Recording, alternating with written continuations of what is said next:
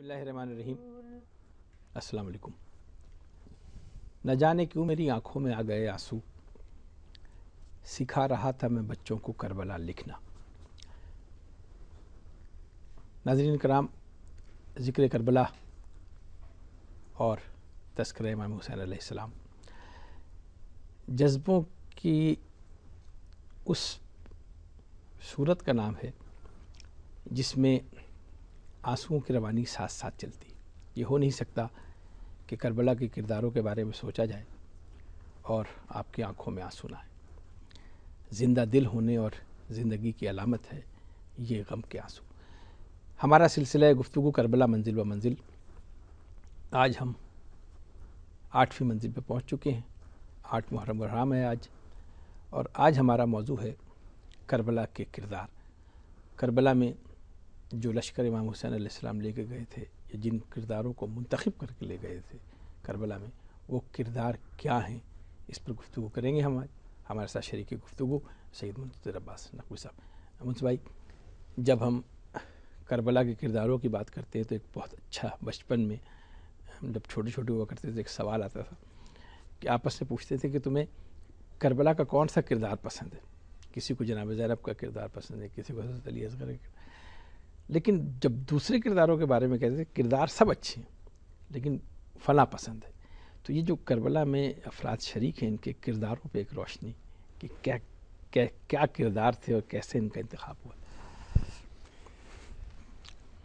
اس سلسلے میں ایک بات بڑی خصوصیت سے جس کی طرف توجہ دلانا چاہوں گا، وہ یہ ہے کہ امام حسین السلام کی قیادت کے عجیب و غریب مظاہرے ہمیں کربلا میں نظر آئے ہیں۔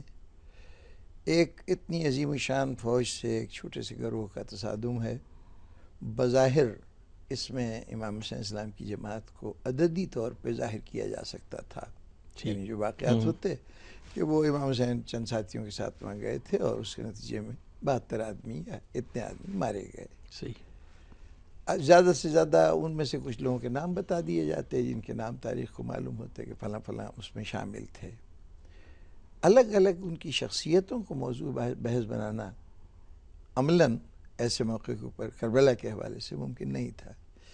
یہ امام حسین السلام کی قیادت کا غیر معمولی کارنامہ ہے، یہ خصوصی پہلو ہے۔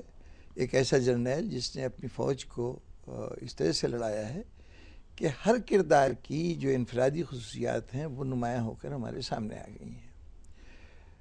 یہ بات پہلے بھی عرض کی گئی کہ امام حسین السلام کے انتخاب کی بنیاد ان شخصیتوں کی جو آپ کے ساتھ ہیں، ان کی یہ صفت ہے کہ وہ اسلام کے مظہر ہیں، وہ صحیح معنوں میں ایک کامل مسلمان کا نمونہ ہیں وہ شخصیتیں۔ لیکن یہ کامل مسلمان اپنے اس کمال اسلام کے ساتھ ساتھ شخصی انفرادیت بھی رکھتے ہیں۔ وہ انفرادیت کسی نہ کسی صفت کے حوالے سے جانی جاتی ہے۔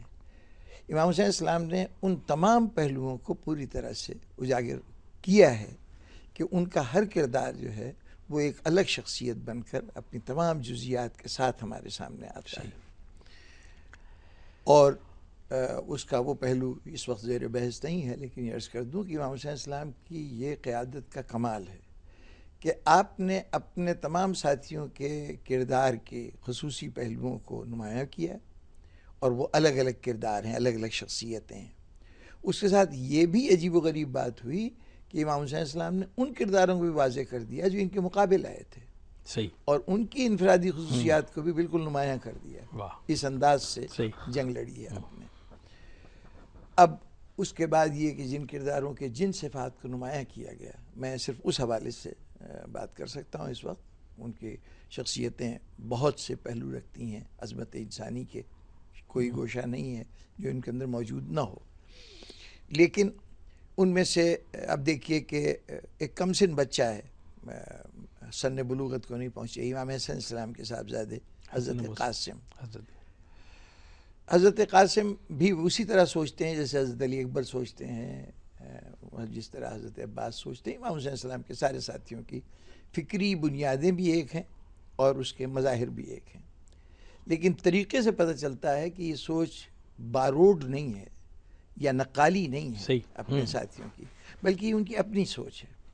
اب دیکھیے کہ ایک امام نے اس پہلو کو اجاگر کرنے کے لیے کہ ایک بچہ جو بھی نوخیز بچہ ہے، وہ بچہ جو ہے وہ باقی ساتھیوں کے ساتھ اسی انداز سے سوچ رہا ہے، انہی موضوعات پر جس طرح سے امام حسین کے باقی ساتھی سوچ رہے ہیں، لیکن اس کے اظہار سے پتہ چلتا ہے کہ اس کی سوچ کیا ہے۔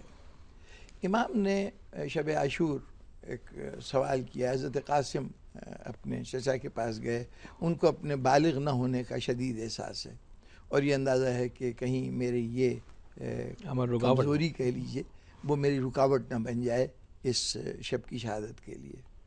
تو وہاں انہوں نے جا کے پوچھا چچا سے کہ کیا کل کے شہیدوں میں میرا بھی نام ہے؟ اس پر جناب امام حسین السلام نے الٹا اس سے سوال کر لیا کہ بیٹے تمہارے نزدیک یعنی موت کا کیا مفہوم ہے، کیا سمجھتے ہو موت کو؟ اب اگر جواب دیکھیے تو تیور وہی ہیں جو تیور حضرت علی اکبر کے جواب کے تھے جب ان سے اسی نوعیت کا ایک سوال کیا گیا تھا، لیکن سوال اس کے جواب نے بتایا، انہوں نے فوراً کہا کہ چچا جان میرے لیے موت تو شہد سے زیادہ میٹھی ہے۔ یہ شہد سے زیادہ میٹھی، یہ خالصاً ایک طفلانہ جواب ہے۔ محبت موت سے اس سے تعلق وہ اپنی جگہ پہ، لیکن اظہار بتا رہا ہے کہ یہ سوچ اس کی اپنی سوچ ہے، وہ کہیں دیکھا دیکھی دوسروں کی نقالی نہیں کر رہا۔ ہمیں چنانچہ نظر آیا کہ انہوں نے یعنی بچے ہیں اور اس اعتبار سے حضرت قاسم کی نگاہ میں شہد جو ہے وہ بچوں کی پسندیدہ چیز، اس عہد کے اعتبار سے وہ میٹھی چیز تھی اور پسندیدہ تھی، تو اس لیے وہ اپنے جذبوں کا یا اپنے اس احساس کا اظہار اس انداز سے کر رہے ہیں۔ حضرت علی اکبر کو اب ان کا کردار بہت عظیم کردار ہے اور اس کے لیے امام حسین السلام نے ایک سند بھی دی ہے کردار کی، لیکن سب سے پہلے ان کا کردار ہمیں نظر آیا اس مرحلے پر کہ راہ چلتے ہوئے ایک مقام پر امام حسین السلام پر غنودگی کی کیفیت طاری ہوئی، عذیب الحجانات کی منزل تھی، اس کے قریب سے گزر رہے تھے امام حسین السلام۔ آپ وہ غنودگی کا ایک لمحہ تھا، اس کے فوراً بعد جیسے ہی آپ بیدار ہوئے، آپ نے انا للہ و انا الیہ راجعون کا کلمہ ادا کیا۔ بیٹا ساتھ ساتھ تھا، آگے بڑھ کے پوچھا بابا آپ نے یہ کلمہ اس وقت کیوں کہا، کون سا موقع تھا؟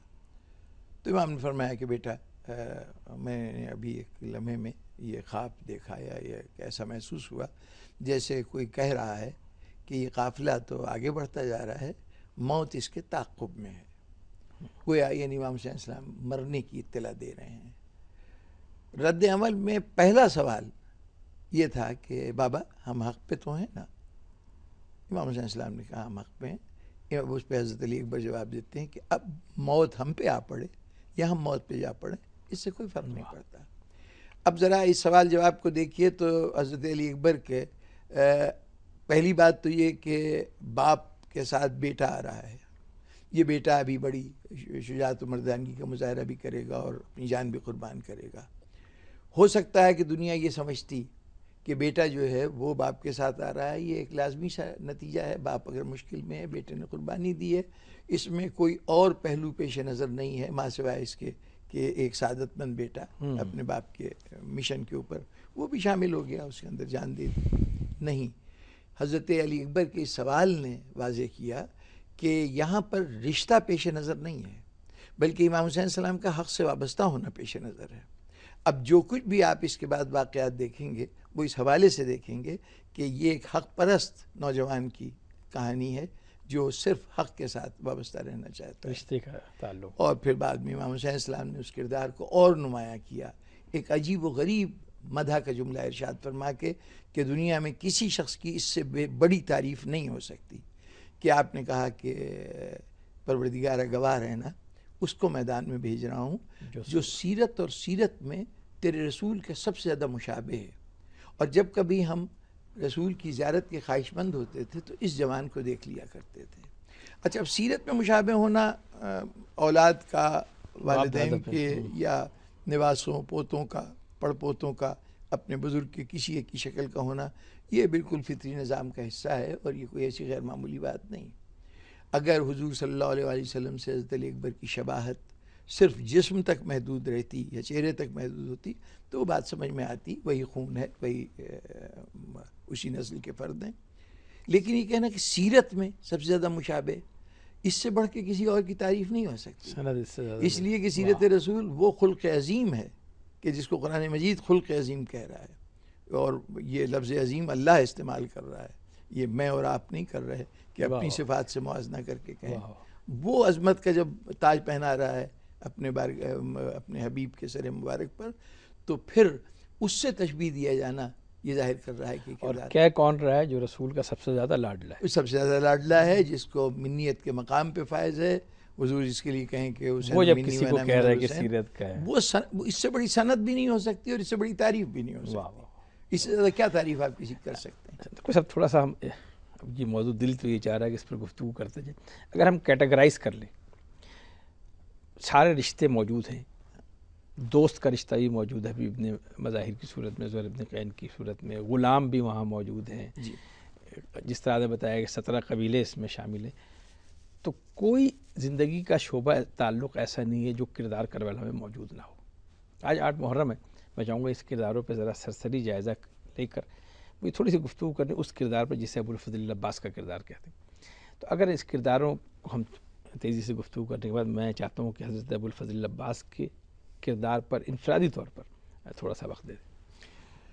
جناب، خصوصیت سے حضرت عباس کے کردار سے آپ نے تو کیٹیگرائزیشن کر کے دامن بڑا وسیع کر دیا تھا، اور میں خوفزدہ تھا کہ کیسے ہو سکے گا، لیکن اس کو پھر ایک شخصیت تک آپ نے وہ کر دیا. بہت شکریہ. حضرت عباس کے کردار کی اتنی جہتیں ہیں کہ وہ سب کی سب بڑی دل آویز وہ ہیں. حضرت عباس امام حسین السلام کے مادری رشتے سے سوتیلے بھائی ہیں. صحیح. اب سوتیلے بھائی کا نام، یہ لفظ سوتیلا جو ہے یہ بہت سی دوریاں پیدا کرتا ہے، اپنائیت نہیں پیدا کرتا. لیکن چونکہ رشتہ وہی حقانیت کا ہے، اس لیے وہاں سگے سوتیلے کی بحث نہیں ہے. صحیح معنوں میں وہاں حق پہ ہونا بنیادی قدر ہے جس کی بنیاد پہ رشتے قائم ہو رہے ہیں. حضرت عباس ہم ان کو ایک حوالے سے جانتے ہیں، ان کے وفا کے اعتبار سے شہنشاہ وفا کہلاتے ہیں، اور اس میں کوئی شک نہیں کہ جو وفا کا انہوں نے، یعنی وہ سوتیلے پن کے سارے تصورات مٹا کے رکھ دیے حضرت عباس نے، اپنے جس طرح سے آپ نے حق وفا ادا کیا ہے. بلکہ اب معیار ہیں حضرت عباس وفا کی. اگر دنیا میں کسی کی وفا کو جانچنا ہے کہ وہ کس سطح کی ہے تو حضرت عباس کے وفا کے مقابلے میں رکھیے، تو گویا یہ پیمانہ بتائے گا کہ وہ وفا کا کیا مقام ہے. حضرت عباس اپنے ہیبت و جلال کے اعتبار سے بھی خصوصی شہرت رکھتے ہیں. یہ ان کا خاص پہلو ہے، روب ہے، دبدبہ ہے. ایک ایسے سپاہی ہیں جن سے ہر شخص مرعوب ہو جاتا ہے. واقعات ہیں تاریخ کے جہاں پر آپ کا صرف نام لیا گیا ہے. ایک موقع پر امام حسین السلام کے 20 ساتھی گئے تھے، یہی 8 تاریخ تھی، کہ ہم کوشش کرتے ہیں کہ امام کے لیے پانی لے کے آئیں. تو بریر حمدانی اس قافلے کے سربراہ مقرر ہوئے تھے، وہ گئے تھے کچھ پیادہ حضرات کو لے کے.